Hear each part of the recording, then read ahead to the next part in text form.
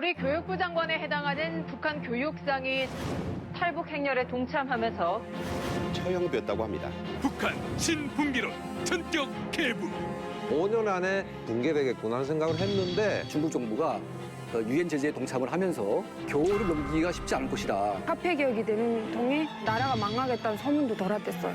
발쪽 같은 데를 잘라가지고 중국 쪽에 팔아먹는 사람이 있었거든요. 진짜? 동상을? 통일이 되는 그날까지 함께합니다. 이제 만나러 갑니다. 예, 진짜 고생하셨어요, 장수원 씨. 왜요? 16년 만에 콘서트 성공하시고 또 지금 이제 한국 준비하시잖아요, 다시. 그렇게 콘서트장에서 눈물을 펑펑 흘렸다고. 그러니까요. 팬들의 사랑 때문에. 제가 또 맨 안 앞자리 울어요. 정중앙에서 봤잖아요. 예. 아, 그러셨어요? 솔직히 네. 말씀드리면 내일이 콘서트거든요, 우리. 네, 이렇게 말하면 좀 줄까봐 그러니까. 표를 저한테. 예. 근데 표가 완판됐다고 합니다. 2만 장의 표가 콘서트 전에 다 나갔고요. 막 모든 팬들이 막 어떡해. 특히 그 YG의 둥지를 그렇죠. 어떻게 제 옛날 남자친구는 잘 있나요? 누구예요?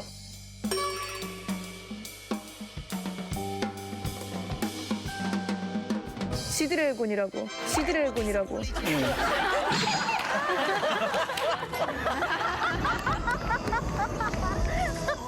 근데 그 어때요? YG 들어가고 나서 타블로 씨가 직접 또 네. 끝까지 만들고요. 아, 프로듀서. 그것도 좋아요? 사실 개인적으로 저희 제키와 타블로가 같이 함께하면은 잘 어울릴까라는 생각도 했었는데 네. 그 힙합 하시는 분들이지만 약간 좀 이렇게 슬프고 약간 따뜻한 감정들도 있거든요. 의외로 저희랑 좀 잘 어울리는 것 같아요. 양현석 씨가 SNS에 글을 올렸어요. 타블로가 네. 마지막 그 작사 쪽을 하다가 작사지가 눈물의 티슈가 됐다. 작사지가 젖었다. 그 얘기 아세요? 네, 제 단체 문자로 받아서 알고 있습니다. 네. 그래서 오히려 녹음하러 가는 날 도대체 가사가 얼마나 슬프길래 그렇게 눈물이 많아서 가사지가 다 젖었을까라는 기대라고 가서 녹음을 했죠. 네. 근데 슬펐나요? 그만큼. 그분만 슬픈 거죠. 제가 느끼기에도 타블로만 좀 많이 슬펐던 것 같아요.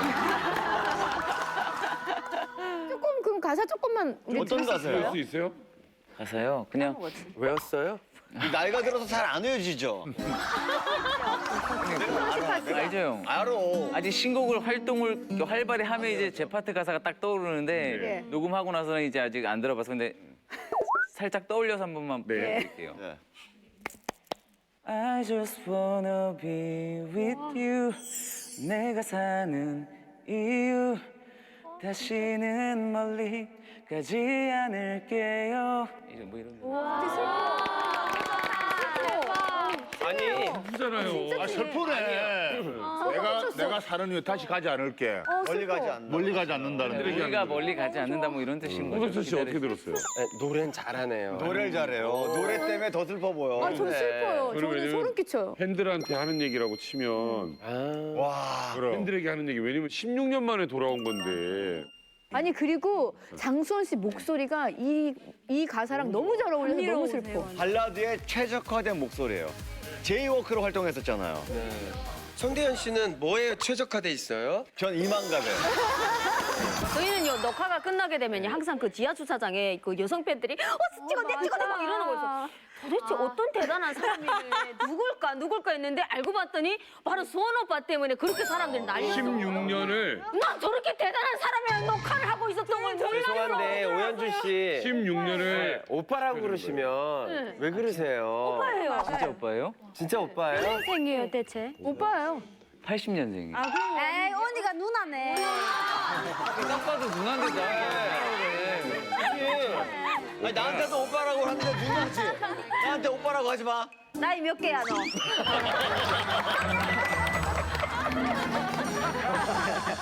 네, 어쨌든 16년 동안 기다려준 팬들도 참 대단하고요. 우리 제키 앞으로도 멋진 활동 기대하겠습니다. 대박나세요. 자, 오늘 이만가 활기차게 또 시작을 해봐야죠. 네, 과연 오늘은 어떤 재밌고 신기한 이야기가 기다리고 있는지 오늘의 주제 공개해 주세요.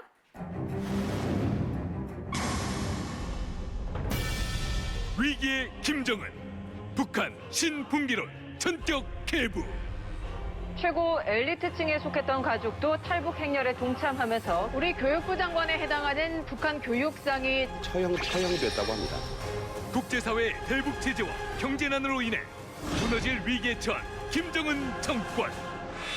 그러나 국제사회의 비난과 압박 속에서도 핵실험과 공포 정치를 감행하고 있는 김정은. 계속되는 김정은의 독재 정치로 국제사회로부터 외면받는 북한. 당국은 심각한 경제난을 벗어나기 위해 주민들에게 자력갱생만을 외치고 있는데, 이에 더욱 살기 힘들어진 북한 주민들은 제2의 고난의 행군이라며 김정은 정권에 대한 불만의 목소리를 높이고 급기야 김정은으로부터 등을 돌리고 있다. 사라진 위기에 처한 북한. 과연 김정은은 이대로 무너지고 말 것인가? 북한 신풍기론을 전격 파헤쳐본다.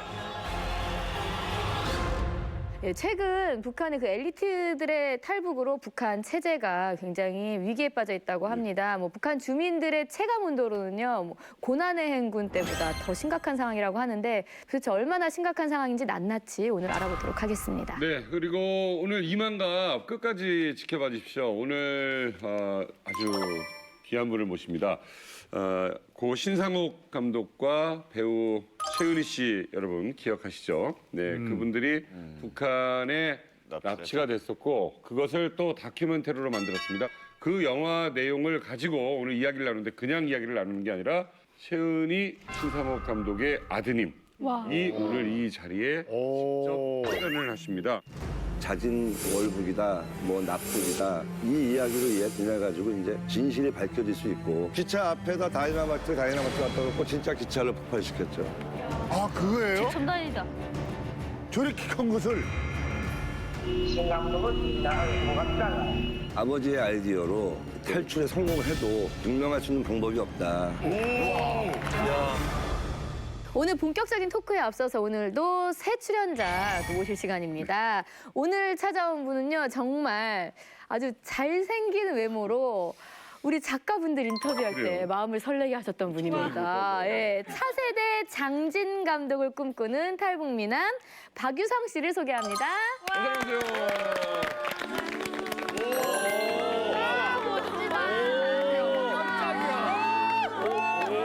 왜 이래?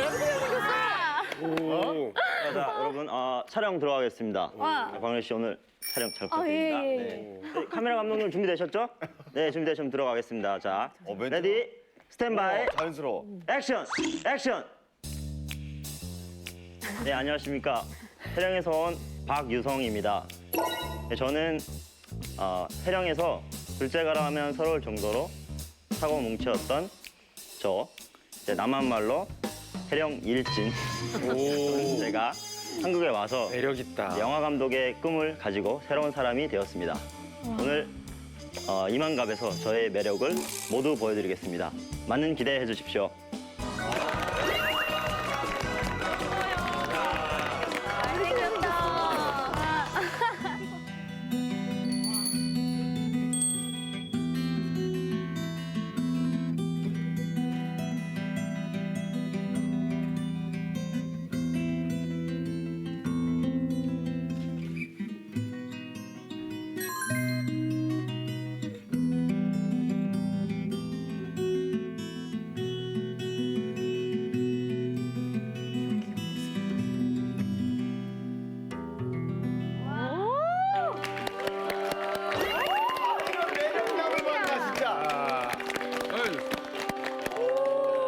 일단 남자.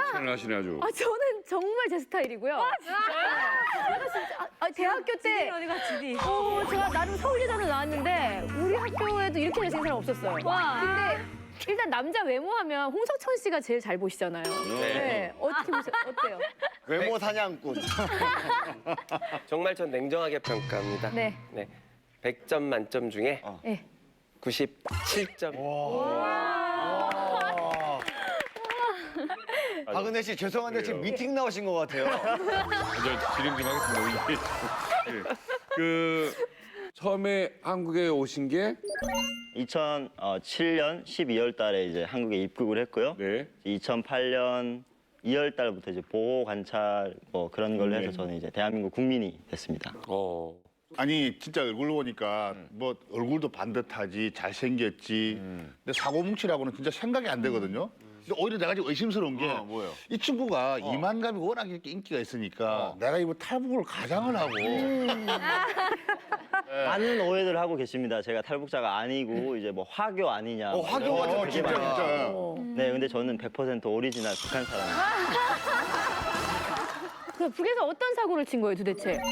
정말 많은 사고를 치고 다녔지만 이제 제일 제가 기억에 남고 이제 지금까지 아버지가 말씀하시는 게 아버지를 저 때문에 감옥에 보낼 뻔했어요. 왜요?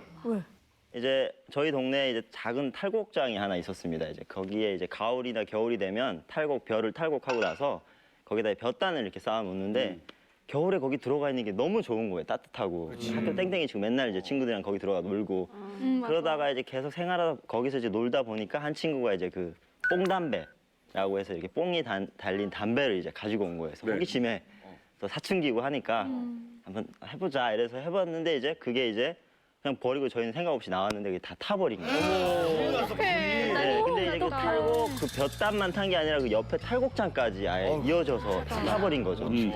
그래서 뭐 지금으로 그냥 대충 말하자면 그 재산 피해가 네. 거의 1억 가까이 난다고 그러더라고요.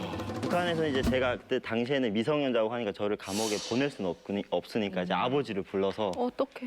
계속 이제 벌을 준 거죠. 그래서 아버지가 저 때문에 거의 뭐 감옥에 갈 뻔하셨는데 네. 정말 아들 잘못해서 죄송합니다라는 이제 비판서를 정말 수백 장을 써가지고 그렇게 해서 제가 그런 사고를 쳤고 유성 씨 때문에 그 동네가 제2의 고난의 행군이 왔다는데. 아니 근데 말썽을 정말 많이 피우셨네요. 보니까 얘기를 들어보니까. 근데 도대체 북에서 왜 그렇게 말썽을 피우신 거예요? 허우대도 멀쩡하고. 그러게. 아니 집안이 왜 안 좋았어요?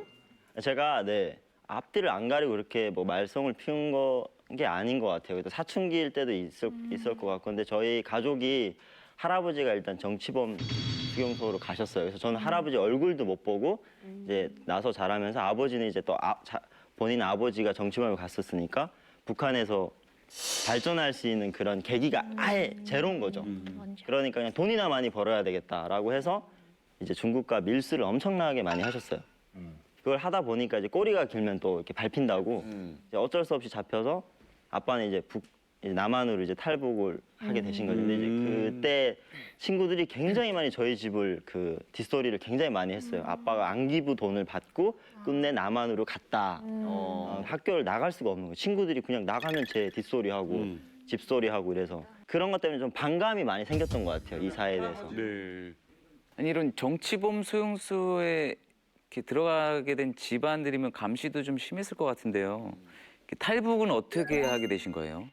이제 모든 분들이 다 탈북하기 힘들지만 저희가 조금 더 심했던 게 아빠가 이제 먼저 없어지고 그런 소문들이 너무 난무하기 때문에 이제 24시간 저희 집 감시 대상이었어요. 이민반장이 저희 집에 와서 상주를 하고 계셨어요. 항상 같이 밥을 먹으면서 그러다가 너무 힘들어서 어머니랑 저랑 이제 어머니의 고향 외갓집으로 나갔죠. 그래서 나갈 때 이제 저희 고향에 남아있던 친척분들이랑 약속을 했어요. 만약에 아빠한테 연락이 오면 우리한테 전화를 달라. 근데 북한은 전화가 다 도청이 되는 상황이어가지고 암호를 짰어요. 북한에 이제 콩값이 올라간다고 하는데 빨리 콩 싸러 오라고. 지금 콩값이 내려가고 있으니까 지금 사가야 지금 돈 번다고.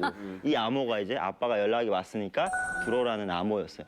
그래서 2년이 지나서 아빠가 전화가 오신 거예요. 그래서 우리는 결심을 하고 간다. 모든 사람들이 다 죽음을 결심하고 가시겠지만 어머니는 정말 극단적인 방법으로 여기 목에다가 아편을 타고 이제 도망가면 무사히 넘었어요. 넘었는데 오던 도중에 저 때문에 그 팀이 이뤘던 분들이 다 이렇게 북송을 당할 뻔한 적이 있어요. 왜요 또? 당할 뻔. 네, 그러니까 타고난 말썽꾼이야.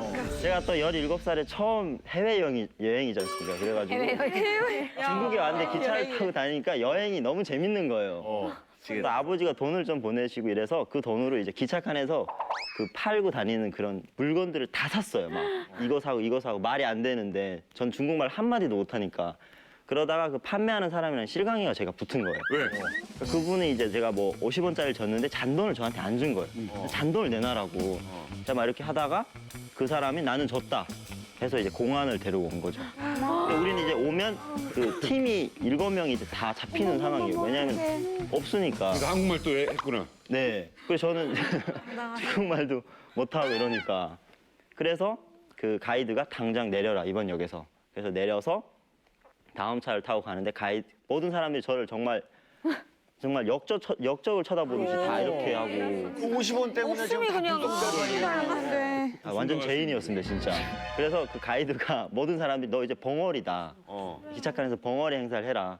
그래서 저는 이제 기차를 타고 가면서 배고파도 말도 못하고 화장실 가고 싶은데 말도 못하고 계속 꿍꿍 참으면서 그렇게 부사에 왔었어요. 주구나 눈치도 없었구나. 눈치도 없고. 팔도 없고. 잔돈 내놔 그랬을 거 아니에요. 주선 말로. 맞아 안 맞아. 뭐라고 했어? 내놓으라고요. 잔좀 빨리 주셔. 내가 이제 어째 내 탈북자라고 없이 뭔가. 주시오. 아니 그러면은 그렇게 북한에서 사고 뭉치고 또 탈북하는 과정에서도 또 사고 쳐가지고 그렇게 했는데 아유. 지금은 내가 보기에는 좀 많이 바뀐 것 같아요. 아 완전 180도 바뀌었어요. 성격도 바뀌고 뭐 사람 됐습니다. 바뀌게 된 뭐 계기가 있어요?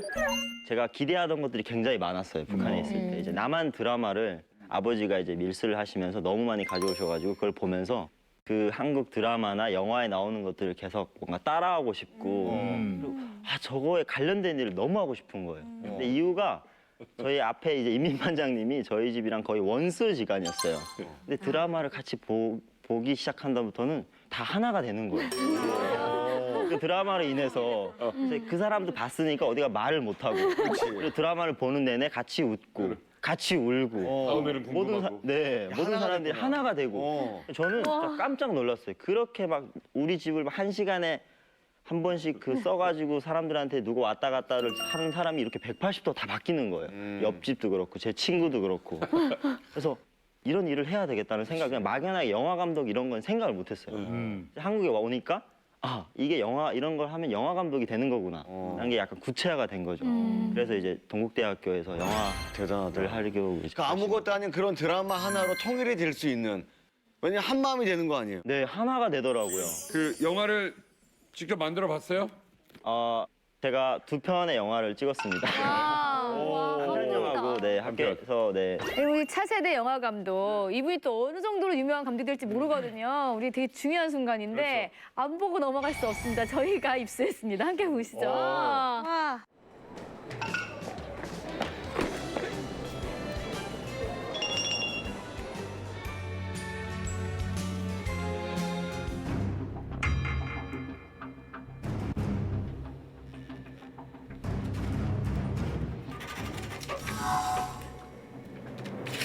그 이번에 들어온 신입생 중에 세터민이 있대. 세터민?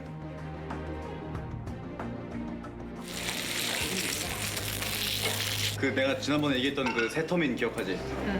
걔 나한테 연락 왔다. 어떻게 해야 되지? 감사하게 생각해야지. 근데 걔는 아니야. 북한에서 왔다 그러지 않았나? 어우, 구주영. 언어 차이도 심하고 하니까. 니들도 인정하지, 북한 이상한 거. 거기서 살다 온 놈들은 별반 다를 게 없어. 시뻘겋게 물들었다니까? 야, 니네가 뭘 안다고 그렇게 함부로 얘기하는데 니네 거기 가봤냐? 거기 가서 살아봤어? 그런 거 아니잖아. 근데 왜...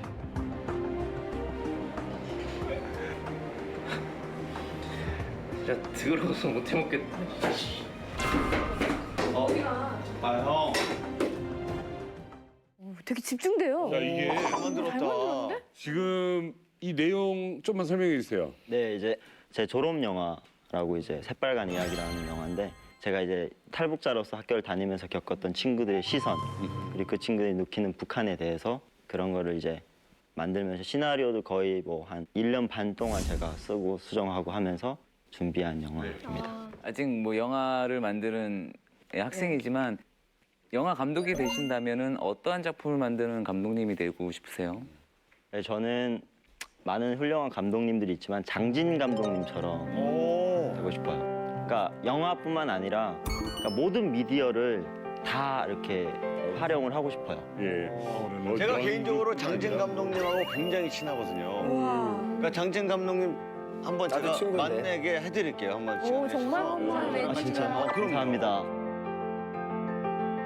박유성 씨 여기서 영화 만약에 섭외한다면 누구 섭외하고 싶으세요? 저는 이제 만약에 제가 이뽕을 하고 영화를 준비를 한다면 많은 분들이 쟁쟁한 분들이 많으시지만 저희 또 MC 박은희 님을 하고 싶어요. 좋아하는 거 봐라, 좋아하는 거 봐, 박은혜 씨 지금 난리 그냥 났다. 무료로 해드리고 싶네요. 아줌마가 되면요, 좋은 걸 못 감춰.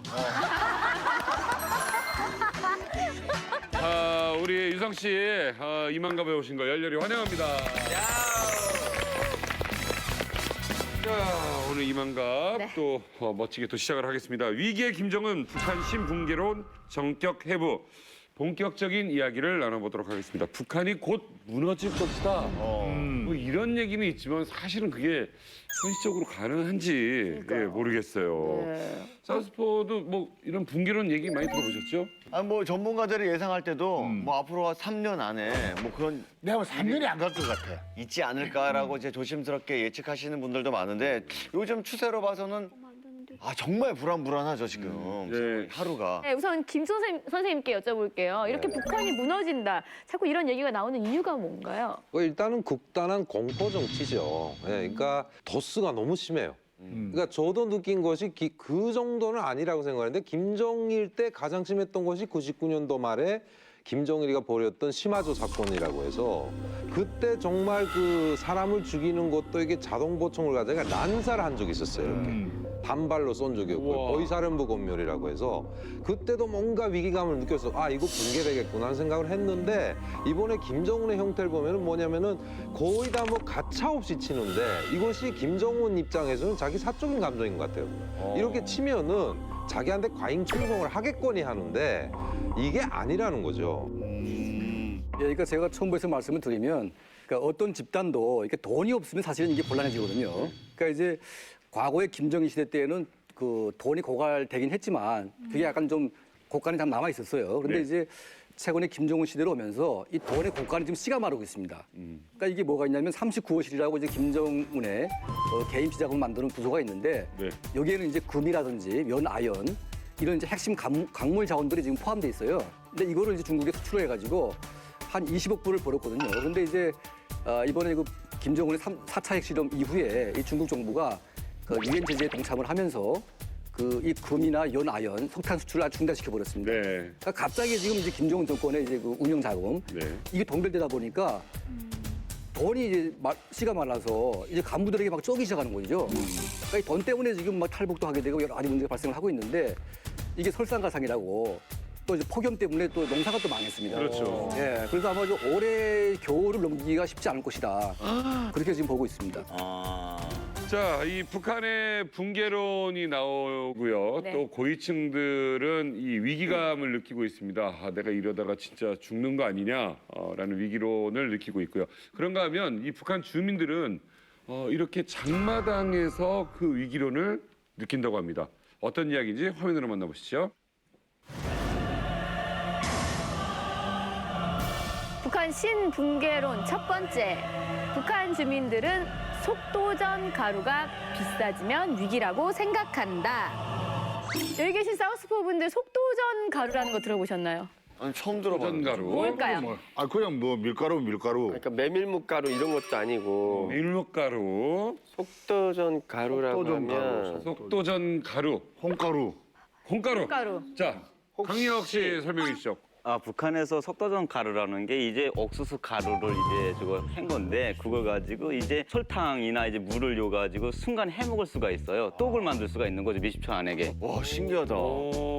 순간에 먹으셔서 속전속결이라고 하는데 평시에는 가격이 이거 옥수수보다는 좀 조금 비싸요. 조금 비싼데 이제 이제 뭐 전쟁이 일어난다거나 이렇게 하면 종세가 긴장이 되잖아요. 그러면 저희도 2010년도 이제 3월달에 훈련 나갔다가 이제 종세가 긴장하다 그러면서 다시 철수하라 해가지고 철수한 적이 있어요. 전쟁이 일어난다고 했거든요, 그때. 그래서 갱도에 진입을 하는데 제가 아는 주민집에 나갔는데 이제 그 주민집에서 막 이제 속도전가를 사들이는 거예요. 그래서 속도전가를 왜 몇십 킬로 사들이냐 이렇게 물어보니까 야 너네는 전쟁이라는 경제대 군량이라도 먹지만 우리는 뭘 먹고 살겠네 이러는 거예요. 그래서 이렇게 시장에 나가니까 그때 가격이 처음에는 한 1,800, 2,000원 정도 했어요. 그죠? 근데 그때 막 가격이 오르다 보니까 막 속도전가루가 없어지는 게 시장 자체가. 그러니까 4,000원 막 이렇게 겁으로 뛰어오르는 거예요. 4,000원, 5,000원을. 근데 이걸 제일 많이 이제 그 소비를 하는 사람이 군인 아니면 이제 돌격대원들이 제일 많이 소비를 하거든요. 그러니까 이 사람들이 좀 시간이 없잖아요. 이렇게 뭐 여유 시간이 없으니까 이거는 그냥 바로 이제 뭐 먹을 수 있는 거니까 이거를. 야, 다음에 이러면 되겠네. 전쟁이 나면은 군들이 이제 뭐 사단 병력이 어디 있을 거 아니에요. 그 옆에다가 내 소고기 국물을 끓이는 거예요. 냄새 풍기는 거야. 냄새 풍기는 냄새 작전으로 그냥.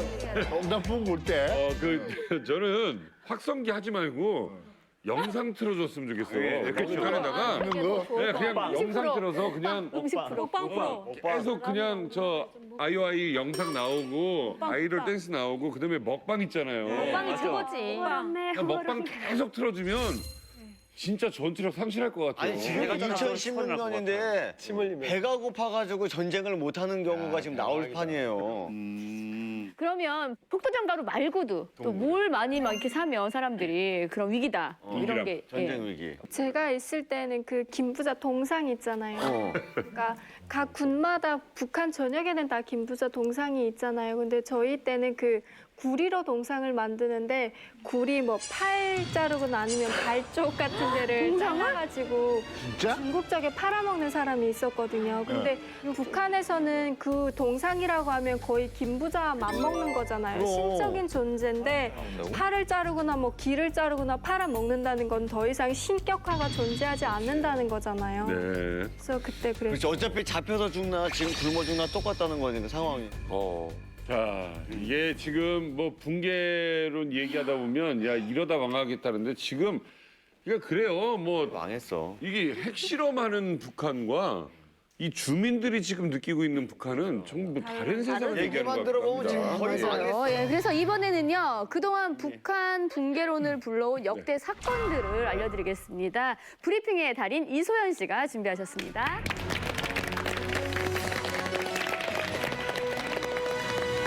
비만갑을 위하여 복무함.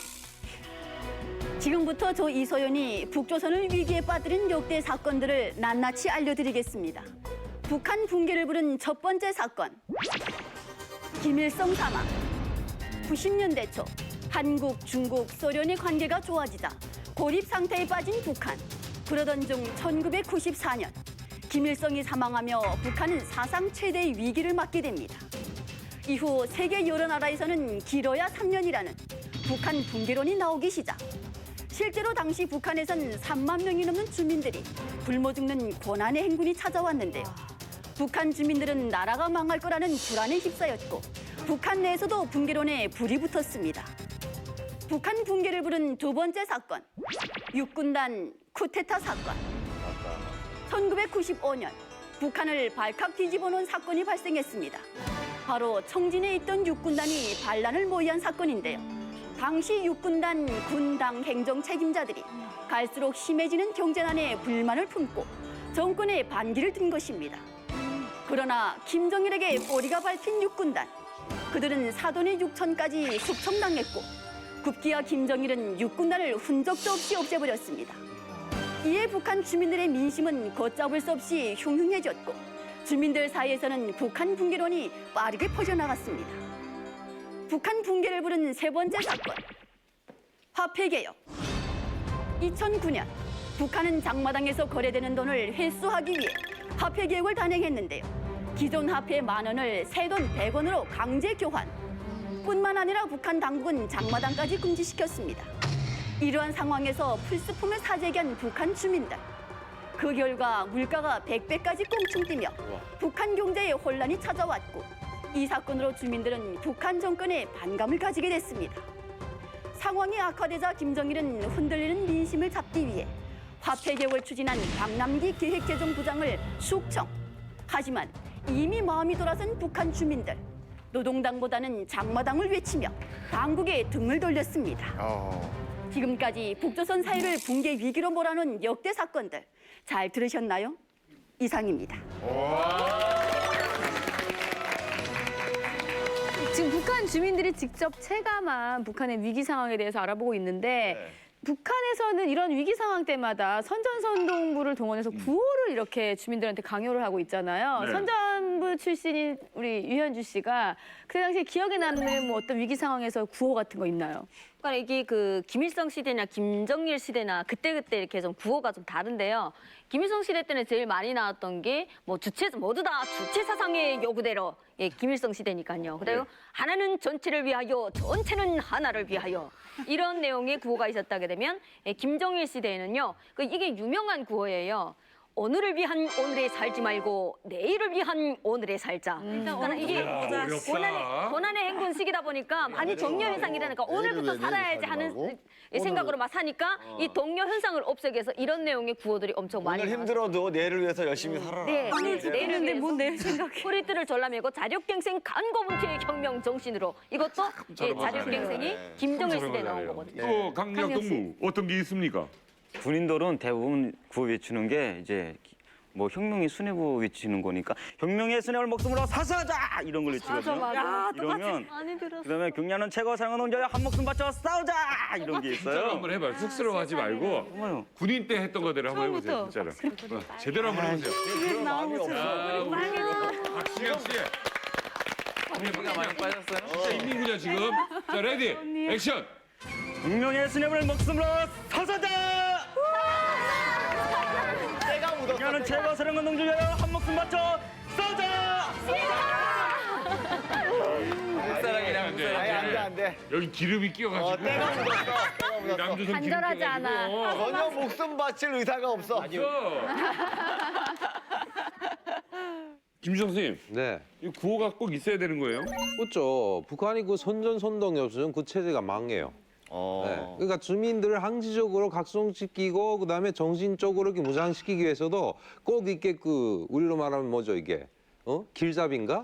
바람잡이. 네, 그러니까 그게 맞게 주민들한테 호소력이 강하고 주민들을 통솔할 수 있는 이런 구호들이 또 세대별로 다 특징이 있는데요. 김일성이 때는 이자처럼 좀 뭔가 딱딱했고 김정일 때는 상당히 북한이 어려운 시기라 구호가 아까처럼 뭐 오늘에 의한 오늘에 살지 말고 내일에 의한 오늘에 살아라던가 그런 그 이야기였어요. 근데 김정은 시기에 와서는 더 유치해진 것 같아요, 구호가. 어떻게요? 뭐 말리마, 천리마였던 것이 또 말리마를 타고 가자는 그 백두의 칼바람 뭐 이런. 백두의 칼바람이 어쩌고 저쩌고 무슨 뭐 이상한 식으로 자꾸 번져. 더 이상 아이디어가 안 떠오르는 거지. 간절하지 않으니까요.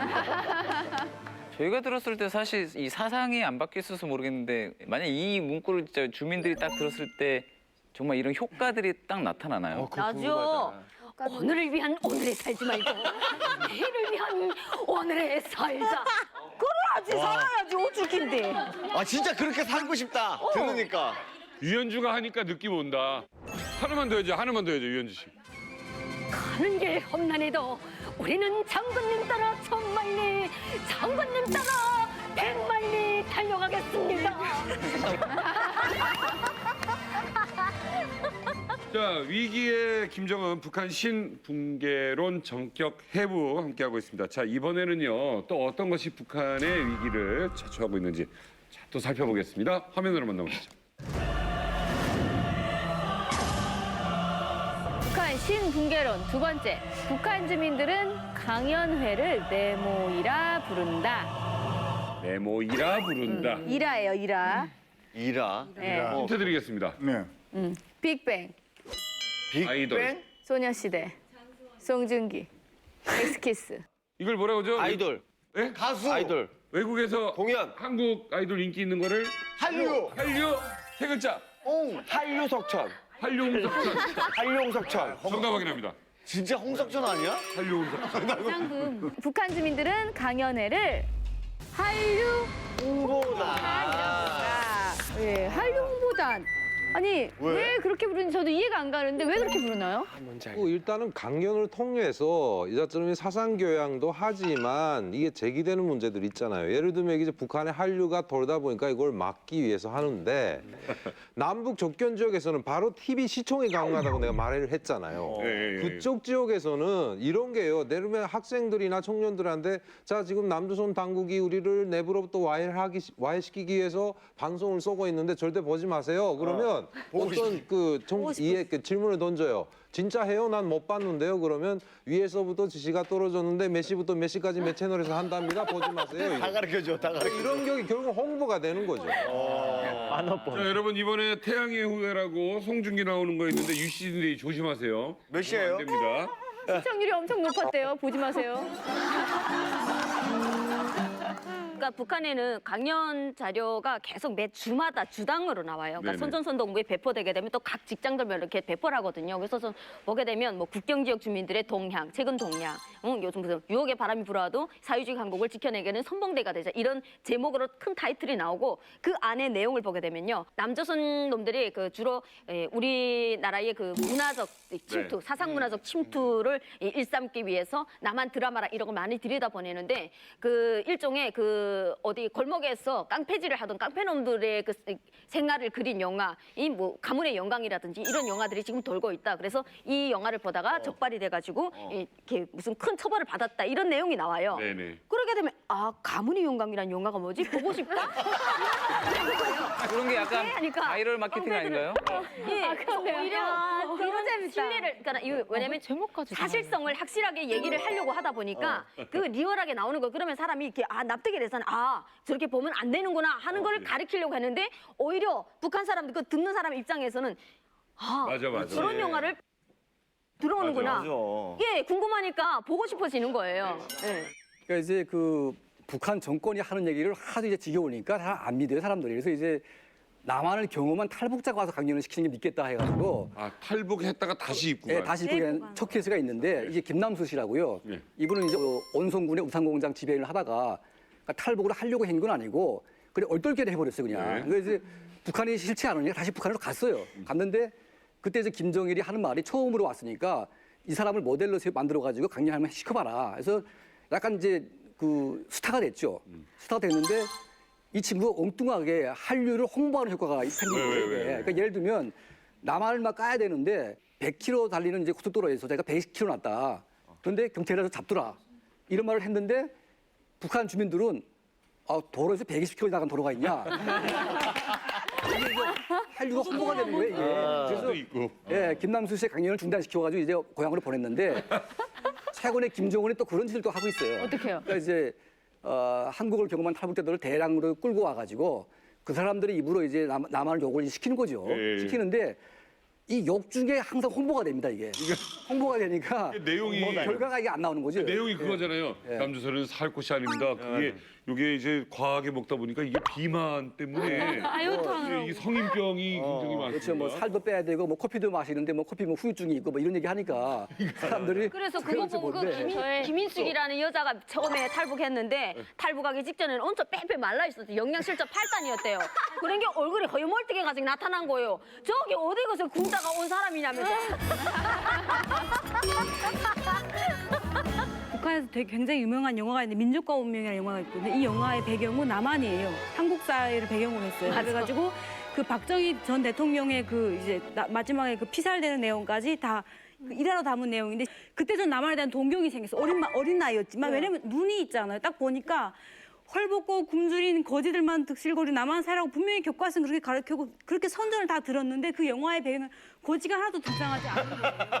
그리고 그 우아한 커피숍에 앉아가지고 생전 듣도 보도 못한 커피가 시커먼 물을 갖다가 이렇게 하얗게 된 살에다 한 잔 마시고 비가 오니까 택시를 타는 거예요. 저희 동네는 버스도 없어요, 버스도.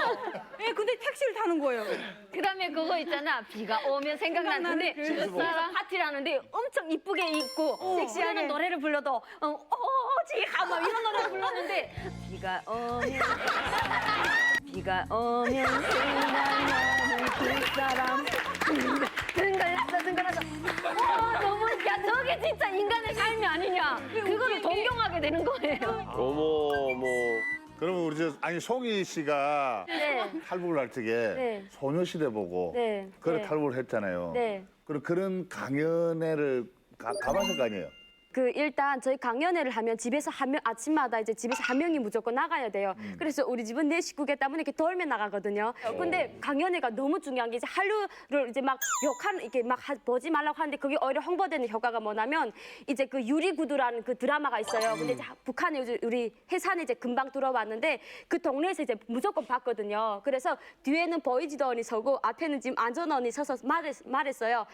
요 유리 신발이라는 영화를 보는데 여기 어느 집이 딱 내 아는데 조용히 해서 나한테 자수하셔 이랬거든요. 그러니까 그 옆에 아줌마가 둘이 같이 보는 아줌마였어요. 툭툭 치면 야, 저 앉아 너 가히 여기 딱 어디 유리 신발이야 유리 구두지 않을까 요것들이 봤구나 그거 딱 짚은 거예요. 그래서 완전 딱 그래가지고 가택수 색 들어갔는데 저리 이제 뭐라니 그 넉작 그 밑에다가 그 뭐라니 한국 드라마 그다음에 그 아이돌 노래 그저 1집부터 몇백 집까지 그저 딱 채워놓고서 그저 이거 부르벨 보더래요. 너무 놀라가지고 부안원들도 그거 그래가지고 거의 완전 교화를 다 가기는 형을 내렸어요. 주민청례를 딱 해가지고 더 중요한 건 이 집이 돈이 많다니까 돈 딱 먹이고 그다음에 나왔거든요. 어머. 저는 대학교 다닐 때 저희가 강연회를 학교 학생들을 이렇게 다 전 학교 학생들 모여놓고 강연회 하거든요. 근데 워낙에 그 한국 드라마를 대학생들이 많이 봐요. 노트컴에다 이렇게 놓고 다니면서 몰래 보다가 단속되고 이런 게 많은데 한 번은 그런 적이 있었어요. 저희를 다 모여놓고 자기가 이때까지 본 영화 제목을 다 적으라는 거예요. 어이구야. 언제 몇 시에 누구랑 어디서 봤으면 어디서 구입했느냐 다 그렇게 쓰라는 거예요. 그리고 뒷면에다는 나는 이렇게 잘못했다는 거 비판서를 쓰고 앞으로 다시는 안 보겠다는 결의까지 써서 내래요. 이게 처음엔 이걸 써야 되나 말아야 되나 망설였는데 만약에 안 썼는데 나중에 봤다는 게 발각이 되면 엄한 처벌을 받지만 지금 써서 내면 다 용서해 준다는 거예요. 그래서 애들이 그냥 속아갖고 야 이거 그럼 용서해 준다는데 다 써야 되겠다 하고 몽땅 쓴 거예요. 근데 뭐 어떤 애는 뭐 해를 품은 달도 받고 별 2대도 받고 뭐 어린도 받고 다 이렇게 쓴 거예요. 그러니까 애들이 서로 야 이 영화 어떠니 물어봐니까 이 영화 무슨 어떤데 누구 주인공 그 누구 제목 나오고 뭐지? 막 그러니까 그러고. 되게 궁금해지는 거예요. 그래서 그때 저 숱한 거 봤어요. 그 제목들 쭉 알고 보니까 되게 보고 싶은 거예요. 아 이거 찾아봐야 되겠다 하고 오히려 그걸 싹 다 봤어요. 네, 그래서 오히려. 홍보해주는 결과가 되더라고요. 이만갑 넘어가면 재밌을 텐데.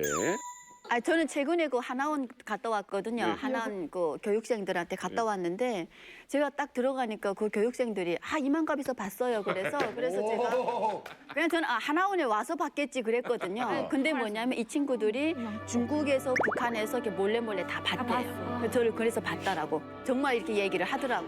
이야.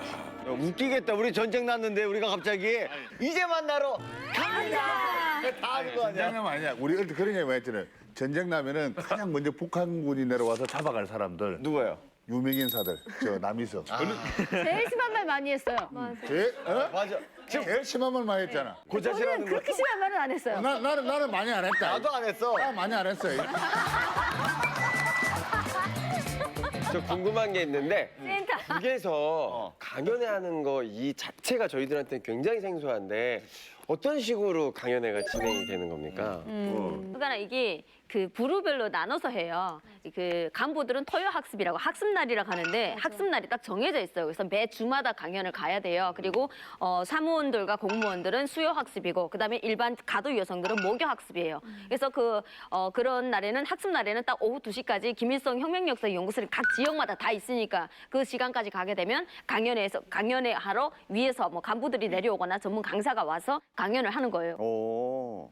네, 아무튼 뭐 한류를 막으려는 그 선전선동 강연회가 오히려 한류를 부추기고 있는 느낌이라니까 좀 아이러니합니다. 네, 그런데 이뿐만이 아니라고 합니다. 북한에서 위기를 극복하기 위해서 또 어떤 대책을 내세우고 있는지 우리 아라 씨가 미니 퀴즈로 준비하셨죠? 북한 당국에서 지정한 금지곡에 대한 퀴즈입니다. 2016년 북한 이 노래를 부르면 처벌을 받는다. 네, 이 노래가 뭘까요? 일단은 저뿐만 아니라 여기에 있는 이만갑 식구들이 북한에 있었을 때 이거를 생각하면서 이 노래를 되게 많이 불렀어요. 이걸 생각하면서. 그래서 이 네모에 들어갈 말은 뭘까요? 자, 어떤 노래입니까? 이 노래는 과연 어떤 노래일까요? 우리나라 노래 저희가 아는 노래예요? 네, 알아요. 이걸 생각하면서 우리나라 노래예요? 우리도 많이 부른 노래. 우리가 많이 부른 노래. 간절히 원하면서 같이 부르는 노래. 한국 노래. 반갑습니다. 우리의 반갑습니다. 좀 더. 우리의 소원은 통일. 우와. 자, 명성희 씨가 정답 발표입니다. 노래로서 정답을 발표해 주시죠. 우리의 소원은 통일,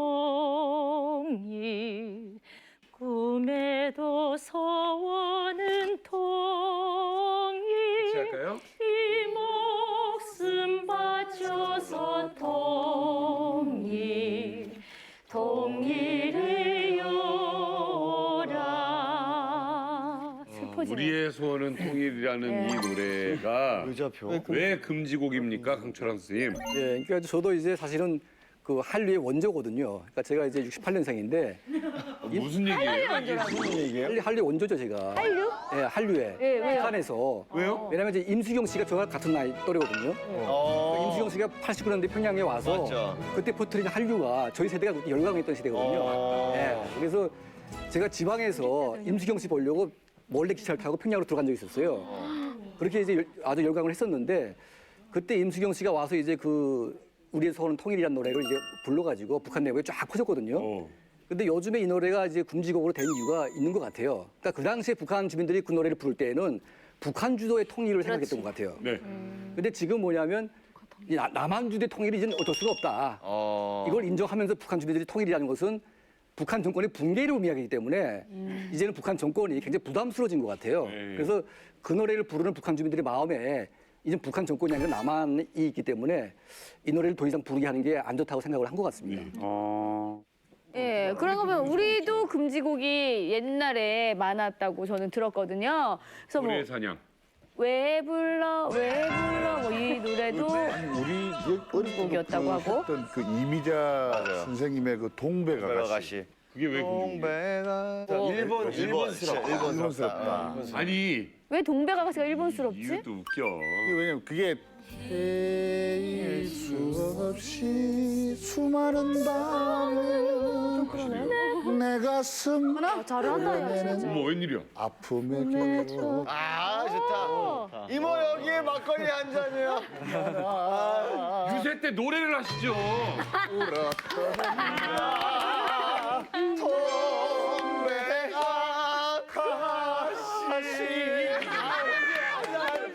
형님 다음에 꼭 될 거예요.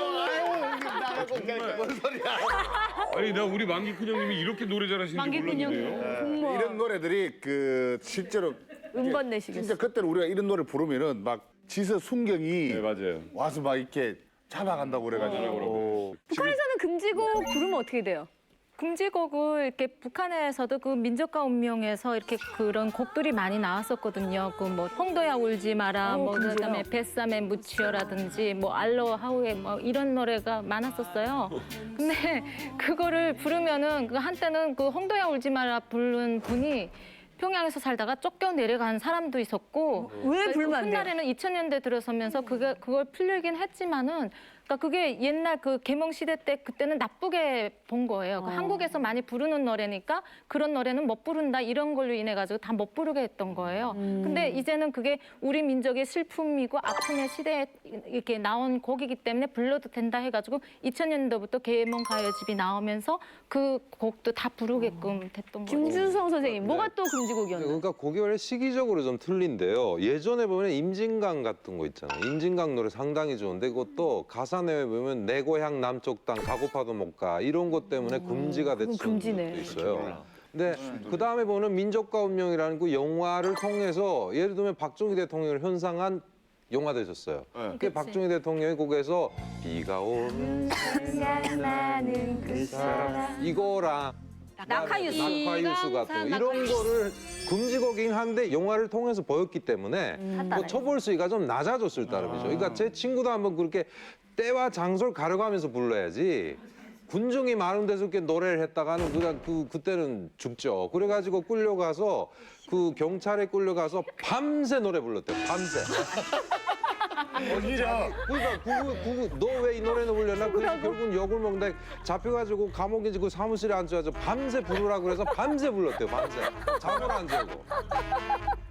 저는 그 학교 다닐 때 이렇게 남한 노래인 거 모르고 북한에서 그러니까 이제 그 노래를 표절해 가지고 남한 곡에다가 우리 가사를 다 씌운 거거든요. 그래서 아 이건 불러도 되겠다고 배우느라고 열심히 그 수첩 하나를 사다가 다 적었어요. 꼴도. 그게 다 적어가지고 하나하나 외우고 있었는데 백광고 검열이 온 거예요. 저희 집에. 그래가지고 딱 들어더니 그거부터 딱 지는 거예요. 지더니 쭉 해보니 이거 봐라 맨 이따 노래만 앉아서 부르고 있다고. 그래서 이 노래 뭐 어때요 하니까 이 사사의 머리털부터 썩었다고 저 끌고 가는 거예요. 그래가지고 하루 종일 백광고 그 2층에 올라가서 나오지도 못하고 밥도 안 주고 하루 종일 비판받고 제가 집에서 안 오니까 저희 어머니가 담배를 몇 막대기 싸들고 와가지고 고해가지고 겨우 빠져나왔댔어요. 네. 노래 때문에. 참 노래 금지하는 거 이렇게 우리도 사실은 답답해 하잖아요. 지금 우리도 그런데 어느 정도의 선은 있잖아요. 예를 들어서 너무 성적이거나 아니면 욕설이 많거나 그러면 사실 우리도 어느 정도 제한은 둡니다만은 북한은 너무 심해요. 자, 그래서 여기서 준비했습니다. 그러니까 단지 이 자본주의 색채가 강하다는 이유로 금지곡이 된 곡 우리 명석이 씨가 직접 불러주시겠습니다.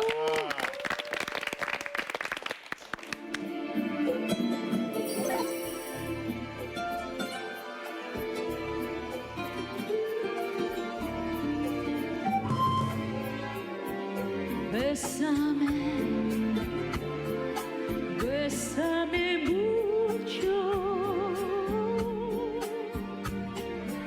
como si fuera esta noche la última vez. Bésame, bésame mucho. Tengo miedo perderte después.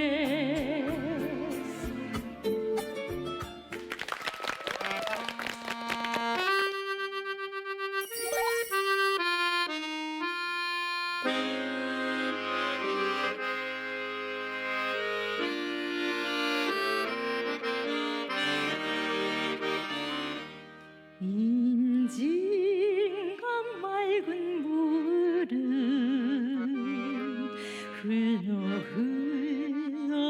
흘러내리고 물새들 자유로이 넘나들며 날건만 내 고향 남쪽아 가고파도 못가니 임진강 맑은 물은 원한싣고 흐르냐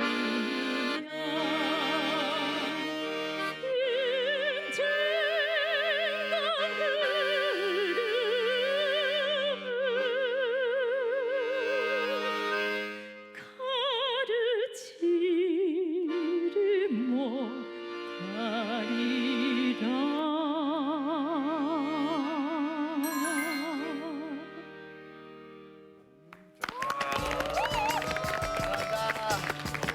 아이고 잘한다. 아, 노래 너무 잘 들었어요. 지금 유석 씨 어떻게 들으셨어요? 저는 지금 약간 북한에 앉아 있는 것 같아요. 옛날에 그 TV를 듣던 게 지금 그때 생각을 막 하고 있었어요. 좋죠. 너무 감동감이 나서. 아니 저는 명성희 씨 노래도 너무 훌륭한데 훌륭하죠 목소리가. 우리 유현주 씨 그 표정에 막 그러니까. 이게 와, 누가 노래를 한 거야 누가? 이게 최고야. 이게 있어요. 목소리는 명성희 씨인데 몸은 유현주 씨야. 몸으로 울어. 위기의 김정은 북한 신붕괴론 전격 해부. 이번에는요. 그 위기에 맞서는 북한의 어떤 방법이 있다고 해서 알아봤습니다. 함께 보시죠.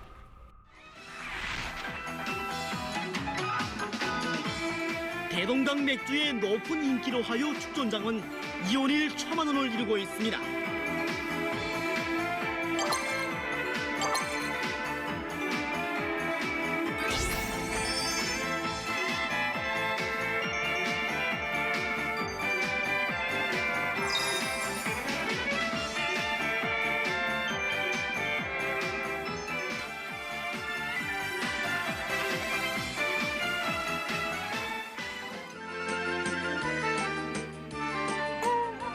저희들이 오늘 여러분들이 타게 될 관광 비행기를 조종하게 됩니다. 아, 그렇습니까? 예. 반갑습니다. 난 고도 좋아하는데 빨리 오르고 싶습니다. 손님, 그래도 침착하셔야 합니다. 예, 고맙습니다. 가슴 긁는 행복 관광 비행기는 높이 떠서 수도의 상공을 날고 있습니다. 상공으로 날아올라 비행기를 조종해가는 소녀 비행사의 모습은 그대로 하늘가에 핀 한 떨기의 꽃을 방불케 합니다.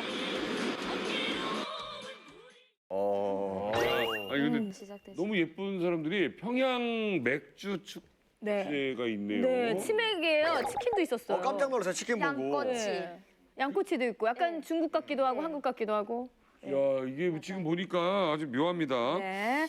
자 이렇게 미인들이 많을까요? 저분들 다 우리 이만갑 출연 대상자들이잖아요. 네, 어떻게 다 까미지 뭐. 아까 그 커트머리 넘어오면 어떻게 하실 거예요? 센터 자리 곧바로 내드리죠. 네. 우리 사이 그 정도밖에 안 됐어요, 지금까지. 미안하다. 미안하다. 근데 아무튼 예. 뭐 미인들이 많아요. 네, 엄청 많은데요. 이렇게 미인을 내세우는 이유가 또 뭘까요? 두 가지로 볼 수 있겠죠. 하나는 뭐 지금 국제적으로 고립을 당하지만 네. 이렇게 해서 제재도 받고 있지만 내부적으로는 이렇게 우리가 활달하고 이런 문화도 즐기고 있고 미녀도 많다. 그다음에 이것이 또 결국은 이어가서는 관광 홍보가 되겠죠. 그러니까 자꾸 일부 나라들에서 우리나라가 나쁘다고 이게 선전을 하고 있지만은 오라 놀러 오라 실진 그렇지 않다 뭐 이런 이미지 메이킹 아니, 뭐 근데 이런 뜻이 많을 거예요. 아무리 미녀가 많아도 위험한 나라에 놀러 가긴 무섭잖아요. 그렇죠, 강철 선생님? 그렇죠. 그러니까 이제 뭐 이번에 맥주 축제 같은 거 하는 거 보니까 원래 이제 맥주라는 것은 특권층만 먹던 이제 그런 그 술이고 맥주를요? 일반 주민들은 거의 못 먹었거든요. 그리고 이제 그 맥주 하게 되면 전부 다 외국에서 수입을 했기 때문에 이게 어마어마한 외화가 이제 외국으로 이제 빠져나갔죠. 그래서 아마 김정은 시대 들어와가지고 북한 맥주를 키워서 이것을 좀 홍보를 좀 하자. 그래서 미인들 대거 이제 끌어모아서 이제 그걸 홍보를 하고 있는데 아마 이제 그 맥주 맛을 살리기 위해서 이제 뭐 영국에서 맥주 회사를 이제 사오기도 하고 또 독일 맥주 기술을 갖다 이제 접목을 해서 실제로 북한 맥주가 굉장히 맛있잖아요, 이게 지금. 소문이. 네, 그래서 이 맥주를 홍보를 잔뜩 해서 이제 외국에 좀 이제 수출을 하려고 하는. 그러니까 이 위기 때 이게 외화벌이 목적이 좀 강한 것 같아요. 그리고 이제 과거에 이제 김정일 시대 때에는 자기 개인 악단이 있지 않습니까? 뭐 보천보, 왕제산. 근데 이제 김정은 시대 와가지고 이제 모란봉을 만들었는데, 그러니까 모란봉 악단을 자기만 보는 게 아니고 이걸 해외 공연을 시킵니다, 또 이렇게. 네. 해외 공연을 시켜가지고 이제 외화벌이를 또 이제 하려고 하는 거죠. 그러니까 너무 이제 궁색하다 보니까 이런 미녀들을 동원해가지고 좀 약간 돈벌이를 좀 해보자. 이제 그런 목적인 것 같습니다. 외국에 공연 나오는 순간 다 탈북할 것 같은 기분도 좀 들고요. 그래서 강철 대표님, 그게 효과가 있습니까? 그러니까 지금 그 대동강 맥주를 많이 키워가지고 이제 국내에다 풀거든요. 네. 그러니까 이제 수입 맥주 대체 효과가 있게 되고 또 이제 중국이나 이제 뭐 기타 나라에 그 북한 맥주를 홍보해가지고 수출하게 되면 연간 한 5천만 달러 이상은 벌지 않을까. 네. 잘만 되면. 근데 현재로는 수출이 금지가 돼 있는 거죠, 다. 왜냐면 그렇죠. 외국에서 그러니까 지금 미국에서도 팔려고 했는데 미국 정부가 카트를 했고요. 그래서 수출을 하고 싶어도 하지 못하는 상황인데 아마 길이 열린다고 하게 되면 북한 맥주에 대한 호기심이 굉장히 많기 때문에 상당히 홍보 효과가 있을 것 같아요. 그 미사일에다가 핵 같은 거 넣지 말고 맥주를 가지고 한번 터트리면 맥주 축제죠. 전 세계가 참 좋아할 텐데. 맥주 축제네요. 그죠? 잠수함 같은 거 만들지 말고 축제다. 차라리 맥주. 아마 이제 거기에다 평양에 카지노까지 생기지 않는 생각도 들어요. 그러니까 이제 낮은 선봉에 있으니까 이제 아마 지금 준비 단계라 김정은도 암암리에 카지노까지 앉혀놓으면 예, 그러면 뭐 중국 제재가 아무리 관광객들 강해도. 들어올 것 같아요. 그렇죠. 네, 방금 맥주 축제를 보니까 그 많은 주민분들이 되게 즐겁게 즐기시고 계시는 것 같은데, 근데 이게 보는 것만 그렇지 또 막상 김정은이 가만 놔두지 않았을 것 같아요. 그러면 감시를 강화하거나 좀 붙여놨을 것 같은데 실제로는 어떤가요? 외국인들이 만약 북한에 오게 되면 엄청난 감시를 이제 하기 때문에 겉으로 보기에는 화려해 보이지만 그 속에는 막 감시망들이 짜여 있어가지고 상당히 이제 불편한 상황이죠. 아니 그러니까 술 먹다가 좀 이렇게 전화번호 물어보고 싶고 뭐 여자분들한테 말 걸고 뭐 이런 수도 있잖아요, 외국인들이. 네, 그렇게 할 수도 있는데 이건 철저하게 다 금지돼 있고 또 만약에 이제 당국이 허락 없이 접촉을 하게 되면 바로 보위부에 끌려가서 조사를 받아야 됩니다. 이야. 그러니까 일단 보면 그 예전에 저 뭐 젊었을 때 이야기인데요. 저도 그 양주에다가 칵테일 섞어 마셨다가 대동강 호텔 앞에서 한번 쓰러졌던 적이 있어요. 밤 12시에. 근데 이게 나쁜 친구 놈들은 다 도망을 치고 저는 거기서 쓰러졌는데 깨고 보니까 보이부 사무실인 거예요. 그러니까 왜 쓰러졌냐? 아니 술 먹고 쓰러졌다고 하니까 다른 의도가 있다고 몰아가는 거거든요. 어떤 의도일까요? 그러니까 그게 뭐 야시한 밤에 그때 가서 어디다 시한탄을 설치했다거나 누굴 접선을 하려고 했다거나 이런 식인데 외국인들 경우도 그런 경우가 있죠. 혹시- 술을 안 취하는 사람이 없는데 CCTV가 있거든요. 그러니까 최근에 보니까 예전에는 뭐 이렇게 호텔 내부에 이렇게 그런 뭐죠 카메라가 설치돼 있었지만 최근에는 이렇게 CCTV도 갖다 놨는데 그게 우리처럼 교통을 위한 것이 아니라 이 모란봉 구역에 무슨 식당 근처에다 이렇게 세워놓는 걸 보면은 일단은 외국인 손님들하고 누군가 접선하는 것도 볼 수 있고 외국인들이 어떤 주태를 부리거나 취한 척을 하고 뭔가 또 다른 행위를 하지 않나 이런 것도 감시하기 위해서 아무래도 감시를 하죠. 자진 월북이다, 뭐 납북이다 이 이야기로 인해 가지고 이제 진실이 밝혀질 수 있고 기차 앞에다 다이나마이트 갖다 놓고 진짜 기차를 폭발시켰죠. 아 그거예요? 저렇게 큰 것을 아버지의 아이디어로 탈출에 성공을 해도 증명할 수 있는 방법이 없다. 자, 이번에는요, 이만갑 이제는 말할 수 있다라는 코너를 준비했습니다. 여러분 기억하실 겁니다. 고 신상옥 감독과 배우 최은희 씨에 관련된 이야기입니다. 북한에 납치가 되고 나서 이 탈북하신 이야기, 그 안에서 영화 만들었던 이야기, 이 뒷이야기들에 대해서 오늘 살펴보도록 하겠습니다. 그 증언을 해주실 분을 모셨습니다. 그분들의 장남 아드님을 모십니다. 신정균 감독님을 모시겠습니다. 여러분 박수로 맞아주십시오.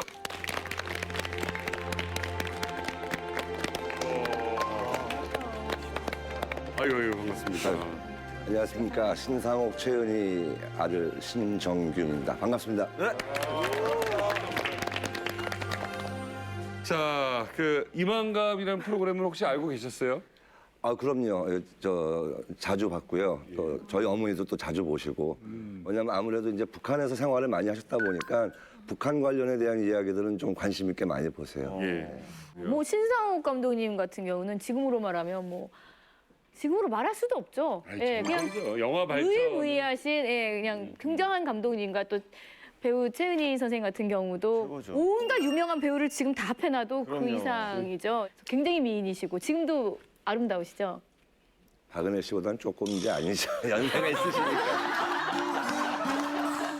자, 여기 있는 분들에게 좀 여쭤보겠습니다. 좀 손을 들어주세요. 나는 북에 있을 때 신상옥 감독의 영화를 본 적이 있다.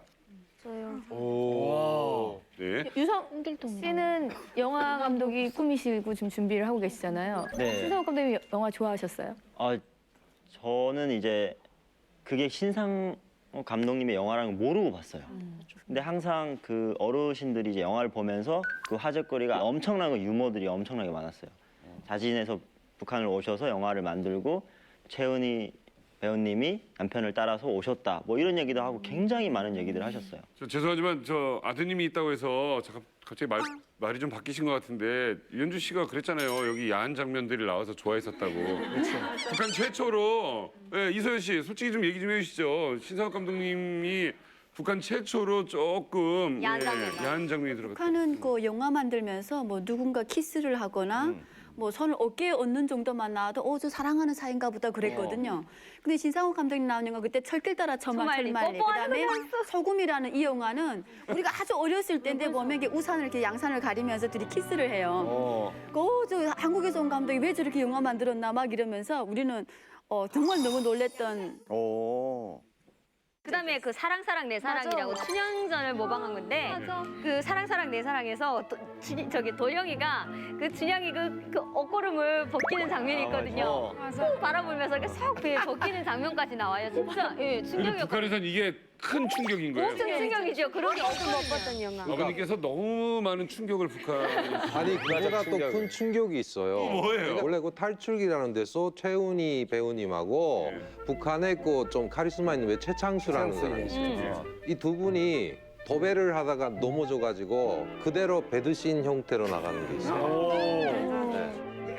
북한에서? 결국 뭐냐면 그러니까 김정일이가 해가지고 그때 당시 신필름이라고 해서 북한의 영화사를 만들어줬고요. 그다음에 그때 신 감독님이 여러 가지 혁신을 많이 일으켰어요. 일단은 자막에서부터 예전처럼 배우 이름부터 시작해가지고 나오는 사람 뭐 이런 식으로 해서 그냥 그 영화 스태프들을 다 소개했고 자본지역대로. 그리고 또 세미나게 뭔지 아시죠? 북한판 고질라를 만들었어요. 불가사리라고 하는. 아버님께서? 네, 맞습니다. 그다음에 홍길동에서도 섭외를 할 때 홍콩의 액션 배우도 데려와서 했고 북한의 영화 감독들은 상당히 그 두 분을 뭐 겉으로 표현을 못했지만 존경했고 북한 영화사의 한 획을 긋고 그렇죠, 그렇죠. 어떤 욕살 그런 것도 바꿔놨죠, 발전시킨, 욕살을. 예. 아버님한테는 어떻게 들으셨어요? 그런 얘기들. 아버님께서 하시는 말씀은 북한에 가니까 손을 대야 될 부분이 너무 많았다고 하셨어요. 이 영화계 자체가. 그러니까 책임을 지를 하지 않기 때문에 어떤 아이디어를 위에다가 보고해서 그거를 만들려고 하질 않고 위에서 내려오는 이야기를 그래야 안전하거든. 그래서 아이디어 개발 같은 것도 안 하기 때문에 어떤 작품을 발굴하는 것도 힘이 들었고 모든 게 이제 아버지 얼굴에서 머리에서 나오는 거죠. 시나리오부터가 굳어 있으니까. 신상욱 감독은 어떤 그런 제재를 받지 않으니까 이거 하겠습니다 하면 하십시오 하니까 원 없이 만드신 거죠. 이야. 자, 그 영화가 하나가 소개가 되면서 다시 이렇게 또 화제가 되고 있습니다. 그 작품 좀 간단히 좀 설명 좀 해주시겠습니까? 그러니까 신상욱 최은희 부부의 일대기가 아니고 납북 과정서부터 탈출까지의 북한에서의 생활 그리고 탈출 과정을 이제 진솔하게 담은 다큐멘터리고요. 또 세간에서 어머니 아버님이 납북되셨을 때부터 떠돌던 뭐 자진 월북이다, 뭐 납북이다, 아니면은 뭐 기획이다, 뭐 여러 가지 이야기가 있었지만은 이 이야기로 인해 가지고 이제 좀 진실이 밝혀질 수 있고 세상에 알려질 수 있다는 점에서 아주 저나 저희 아버님의 유족들은 모두 기쁘게 생각하고 있습니다. 알겠습니다. 자, 저희가요 이 영화를 또 준비를 했죠. 네, 우리가 또 안 볼 수 없잖아요. 그래서 저희가 이 영화를 준비했습니다. 다큐멘터리 영화 연인과 독재자입니다. 함께 보시죠.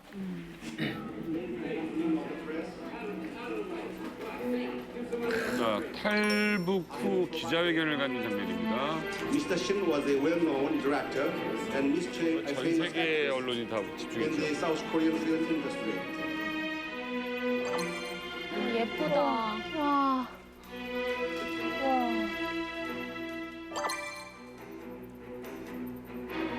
정말 뭐 나열하기 어려운 우리나라 대배우. 자, 이게 김정일의 육성입니다. 신감독이 남성에서 내가 가지고 고민하면서 그 신감독이다. 자기 말로 자기 뜻대로 그것을 가지고 좀 어느 정신 방법을 없냐. 신감독은 나를 요하자면 뭐 같다. 아, 미인이시네요, 정말. 진짜. 네, 최은희 씨가 홍콩에서 실종이 됩니다. 남포항에 도착해서 뭐라고 하나 항구에 뚝 있는 데로 이렇게 걸어가는데 남자 목소리가 굵게 들려요. 악수를 청하더라고요. 네, 김정일입니다. 彼氏たちのそのリーゼントがいるわけよ。僕はね、彼氏は同じ同業者なんだから別に疑う必要はないわ。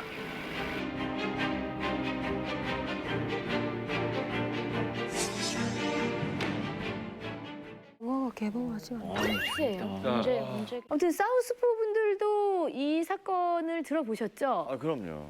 여러 가지 이야기들이 있었어요. 저도 기억이 나는데 뭐 이제 두 분께서 자진 납북을 하셨다 아니면 뭐 감독님과 뭐 최은희 여배우님이 무슨 뭐 한국에서 문제가 있었다. 그래서 도피한 것이다. 뭐 별의별 얘기가 정말 많이 있었던 것 같아요. 이번 영화를 통해서 정확하게 그 이야기가 좀 전달됐어요. 이번 영화가 또 외국인 감독들이 만들었기 때문에 굉장히 한국의 어떤 정치적인 상황을 고려 안 하고 정말 팩트로만 만들었을 것 같아서 너무 기대가 돼요. 자, 이제 만나러 갑니다는 북한에 관련된 여러 가지 탈북인들의 이야기들 중에 가장 오래된 프로그램이고 원조 프로그램이죠. 네. 그래서 이만갑에서만 공개할 수 있는 것들이 있습니다.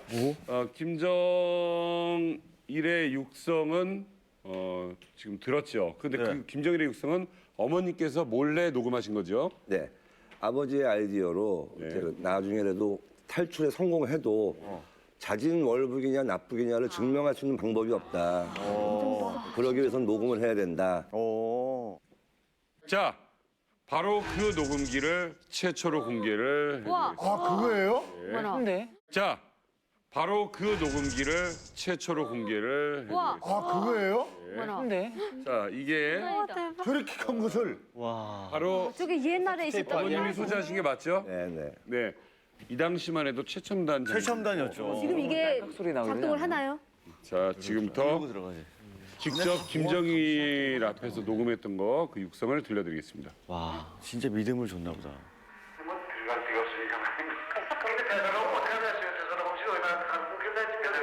지금 우리 저 신부자 얘기는요. 백두산에 영사식 둘이 요거는 저희 아버님 목소리. 하나는 저쪽 편이 두 개가 있는 근데 우리 건 안 됩니다. 그 농사를 받아 써야지 뭐라고. 이게 김정일. 지금 그 어제 그 다른 그 후방거랑 다들 한번 찾지 않습니까? 저희들은 괜찮습니다. 근데 딴 거는 제가 잘 모르니까. 여러분들이 신이라고 생각했던 김정일. 와. 때 아니네. 이게 무슨 얘기예요? 말 먹는 사람. 좋아하는데 말을 먹는다고 들었거든요. 말을 더 듣는다고. 주민들에게는 네, 말. 잘 들어보질 못하니까 소문이 그랬나 봐요. 근데 느낌이 그냥 편한 느낌이에요. 편하게 대화하는 그만큼 되게 신뢰를 쌓은 거죠. 네, 서로 그런 관계가 좋았었다는 생각이 드네요. 자, 여기에요. 탈출을 하기 위해서 신뢰를 쌓은 거야. 정말 제가 설레입니다. 뭐예요? 네, 김정일 앞에서 녹취하셨던 거를 이렇게 들고 오셨습니다. 이거를 들고 오신 것도 테이프예요? 네. 아, 저게 다 테이프야. 하실 때마다 작은 걸로 다. 이게 지금요. 이거 사실 이게 나중에 이제 진짜 박물관에 있을 수 있는 것들이거든요. 아니 얼마나 사실- 불안했을까요? 그리고 사실 그 납북 과정, 그 납치했다 그 부분을 듣기 위해 계속적으로 만날 때마다 녹음을 그 그렇죠. 한마디 듣기 위해 정말 목숨 걸고 녹음을 하신 거잖아요. 그러다 결국은 그걸 들으셨고 예, 다행히도 정말 아니, 그러면 소름이 돋습니다. 우리 신중근 선생님 저런 녹음을 할 때 녹음기도 작은 게 아니잖아요. 녹음기도 크고 들고 와서 할 때 실제 그냥 쉽게 녹으면 안 됐을 것 같아요. 뭐 상당히 위험했을 것 같은데 저기도. 그러니까 어머니 말씀에 의하면 이제 여자들은 들어갈 때 백을 가져가잖아요. 네.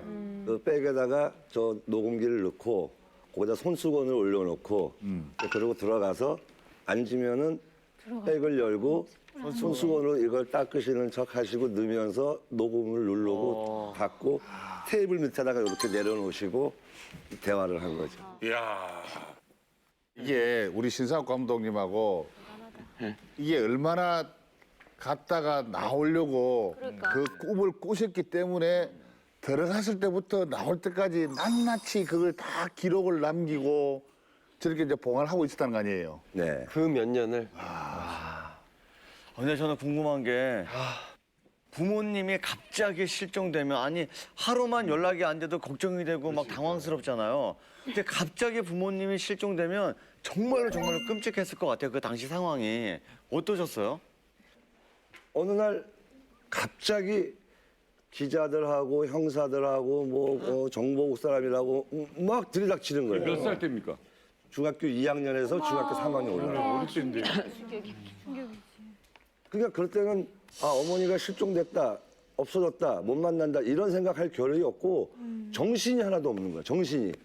슬퍼할 겨를이 없었어요 그때는. 그리고 나서 뭐 한 일주일, 열흘 지나니까 진짜 못 오는구나. 이제 못 오시는구나. 이제는 방법이 없구나. 그런 생각을 하면서 이제 아버지하고 이제 통화를 하면서 아버지가 어머니를 찾아올 수 있다고 이제 저희한테 큰 소리 치고 가신 거죠. 이야. 그 사건이 벌어졌을 때 가족들 마음은 그냥 속이 정말 타들어갔을 것 같은데 그러면 그 북한에서 두 분이 어떻게 재회를 하신 거예요? 어머니는 납북되시자마자 바로 초대소에 가셔서 좀 극진한 대우를 받으셨어요. 물론 좀 한정된 대접이죠. 뭐 친구가 있는 것도 아니고 자유롭게 어디 갈 수 있는 건 아니지만 초대소에서 일 봐주시는 분도 계시고 또 그 초대소 주변까지는 그래도 산책도 가능하셨고 그래서 이제 극진한 대우를 받으셨고 6개월 후에 이제 아버지가 납북됐을 때는 사상교육 때문인지 또 남자라서 그런지 사상교육 때문인지 감옥으로 먼저 가셨어요. 그러니까 초대소를 가셨다가 이제 탈출을 하려고 하니까는 감옥으로 갔어요. 그래서 감옥으로 가셔서 탈출을 꿈꾸셨고 또 탈출을 하셨고. 초대소에서. 예, 그리고 잡혔고. 그러니까 영화 감독이시다 보니까 당신이 생각하는 콘티대로 움직이면은 영화처럼 된다고 생각해요. 그렇지, 그럴 수 있어요. 그래서 뭐 어디까지 가면 되고 어디 가서 철조망을 자르고 가면 되고 뭐 다 됐는데 기차를 타고 이제 국경선을 넘어간다고 하셨는데 이 기차가 평양으로 가는 기차인지 중국으로 가는 기차인지 방향은 모르잖아요. 그렇지. 평양 가는 거 다 물어볼 수는 없고. 하여튼 그 기차를 탔는데 타고 나시니까 조금 긴장이 풀려서 주무셨대요. 잠이 들었는데 대단한 기관사가 그걸 주무신데 다리가 요만큼 나와 있는 걸 보고 바로 신고를 해서 다시 잡혀왔죠. 제가 좀 말씀드리면요. 그 신 감독님이 살아계실 때 저를 한 3번인가 봤습니다.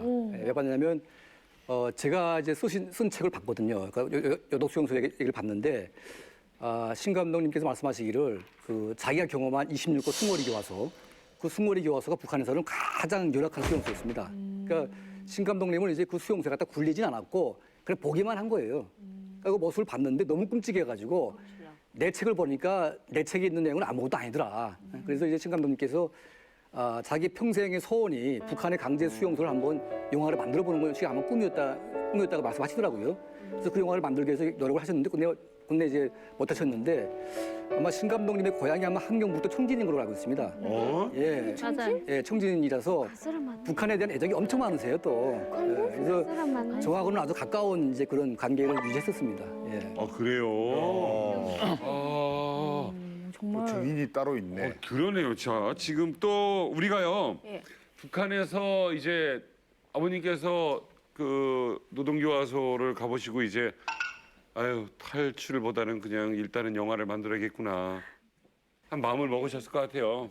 왜냐면 겁도 나셨을 방법이 테고 없고, 지금 네. 방법이 없잖아요. 천천히 방법을 찾으려고 그렇지, 하죠. 믿음을 일단 주고. 그러니까 말씀하신 대로 믿음을 주고 싶은 거죠. 이제 자기 스스로는 탈출이 안 되니까 그래서 감옥에서 이제 편지를 매일 쓰셨대요. 김정일에게 보내는 편지를. 나를 꺼내주면은 내가 이러이러한 영화를 만들겠다. 나를 꺼내주면 북한의 영화를 이렇게 개혁하겠다를 매일 써서 보냈대요. 자, 당시 신상옥 감독은 어떤 영화를 어떻게 만들고 있었을까요? 저희가 영상으로 준비했습니다. 평생을 돈 걱정하면서 제작 감독을 했기 때문에 그런 말을 다 했어요.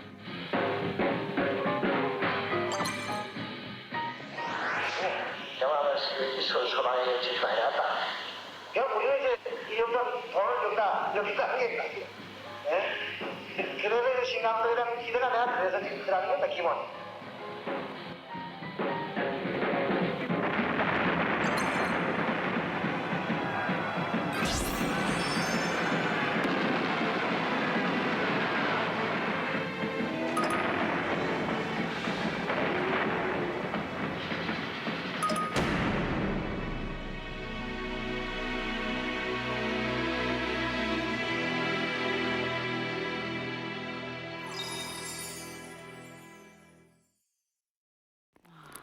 이 년 동안 7편. 아버지가 직접 감독하신 게 7편, 제작 지도를 한 게 10편에서 총 17편의 영화를 제작하고 오셨죠. 아니 2년 동안 그게 가능합니까? 그러니까 몇 시간 잠 못 주무시고. 근데 우리 아버지는 가능하세요. 우리 아버지는 아무것도 하지 말고 영화만 찍으려면 제일 좋아하시는 분이니까. 어머니가 많이 힘드셨죠. 이제 이걸 맞춰드리느라고. 혹시 탈출기라는 영화가 있나요?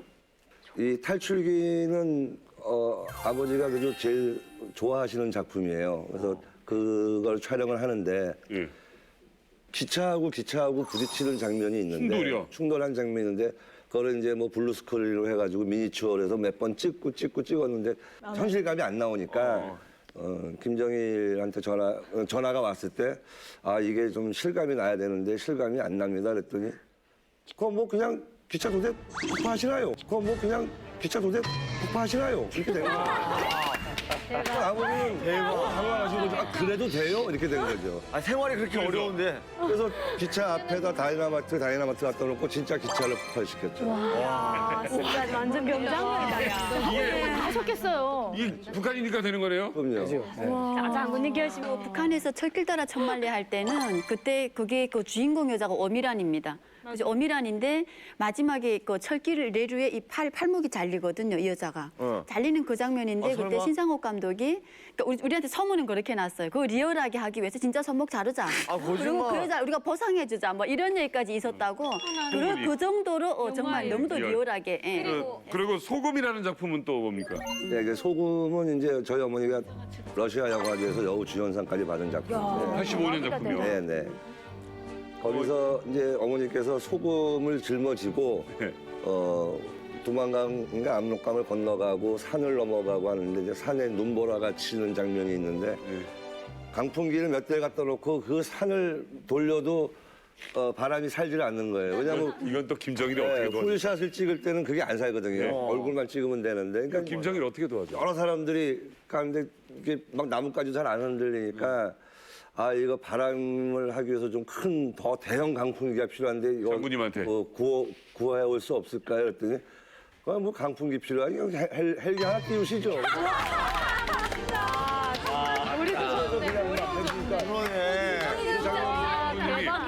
아 죄송한데 이 정도면 말이죠. 신상욱 감독님 북한에서 촬영한 작품 약간의 지분이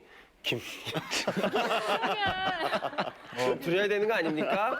예술 뭐 이런 게 김정희 화끈한 면이 있네요. 아, 뭐 지분이 아니라 이제 탈출하시면서 그 영화 다 뺏겼는데. 그렇게. 못 가지고 오신 거죠? 아니요. 지금 영상자료원에 보관되어 있는 작품들이 있습니다. 아버지 어머니 탈북한 얘기 좀 간단하게 좀 여쭤보겠습니다. 어떻게 해서 이제 탈북에서 재회하게 되고 만나게 되는지 그거 간단히 좀 설명 부탁드립니다. 두 분이 재회하시면서부터 탈출은 계획을 하신 거예요.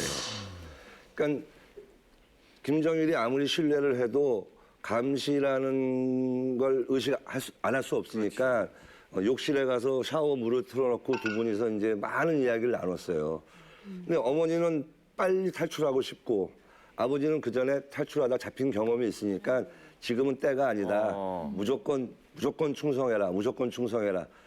그래서 얻은 결론이 뭐냐면은 북한에서 영화 촬영하다가 신임을 얻으니까는 동굴아파 가서 영화 촬영하다가 더 신임을 얻으니까 이제 중립국에 가서까지도 영화를 찍으라고. 그게 이제 오스트리아나 이제 뭐 이런 쪽이었거든요. 그래서 원래는 그 소금이라는 영화로 모스크바 영화제에서 상을 받으실 때 어머니가 여기서 우리 뛰어나가자. 아무 서방 세계 대사관 뛰어들어가자 했는데 아버지가 안 된다고 그러셨어요. 조금 더 기회를 봐야 된다. 그래서 결국은 오스트리아에서 그 탈출을 하게 되신 거죠. 두 분 다? 네. 예, 그래서 오스트리아에서 탈출해서 어디로 가신 겁니까? 그러니까 오스트리아에서 미국 대사관으로 들어가셨는데 여기 이제 뭐 짤막한 에피소드가 택시에서 내려서 대사관까지 가는 거리가 좀 있는데 그걸 뛰어가시는데 어머니 표현에 의하시면은 이게 자기는 열심히 뛰시는데 굉장히 영화에서 보는 슬로우 모션처럼 왜 이렇게 안 오는지 그게 이제 굉장히 막 답답하셨다고 하시고 두 번째는 안 움직이지. 저희 아버지 돌아가실 때까지 부부싸움 하는 소재인데 대사관 문이 이제 차가 들어가는 문은 크지만 사람 들어가는 문은 작잖아요. 여기를 두 분이서 뛰어들어가다 둘이 딱 끼신 거야. 끼신데 아버지가 어머니를 밀치고 들어가셨어요. 밀치고 들어가셨어요. 어머니가 너무 황당하신 거죠. 그래서 지금도 부부싸움, 돌아가셨지만 부부싸움 하실 때마다 너 먼저 살라고 나 버리고 가는 주제가 나오는. 참 파란만장한 인생을 사신 우리 신상욱 감독님 그리고 정말 여배우로서 정말 최고의 자리에서 그것도 북한의 납치까지 당해서 거기서 배우 생활을 하고 그리고 나오면서 이렇게 지금 현재 90이 넘으셨는데 좀 더 건강해지셨으면 좋겠어요. 제 바람은 뭐 좀 더 건강하게 더 오래오래 사셨으면 좋겠고 또 대한민국 사람이라면 그 북한과 남한과 또 미국에서까지 또 홍콩 이런 데서 영화를 하시는 사실 유일한 분이 신상옥 감독이고 네. 또 그 옆에 계신 분이 저희 어머니고요. 그러니까 좀 많이 관심 좀 가져주시기를 좀. 네. 네, 오늘 나오신 우리 신정 감독님께 다시 한번 부탁드립니다.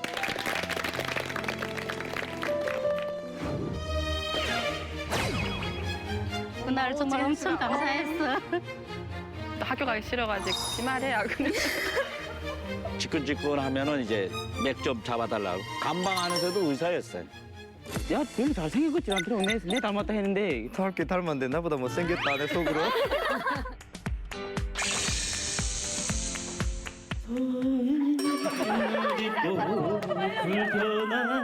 외면하려고 몸부림쳤지만 기다리고 있어요. 네, 오늘은 위기의 김정은 북한 신붕괴론에 대해서 이야기 나눠봤습니다. 이렇게 북한이 계속 위기다 하는데 북한은 다른 건 생각 안 하고 자기네 위상 세우기에만 급급한 것 같아서 정말 답답합니다. 네. 이제만 돌아갑니다. 다음 시간에 뵙겠습니다. 고맙습니다.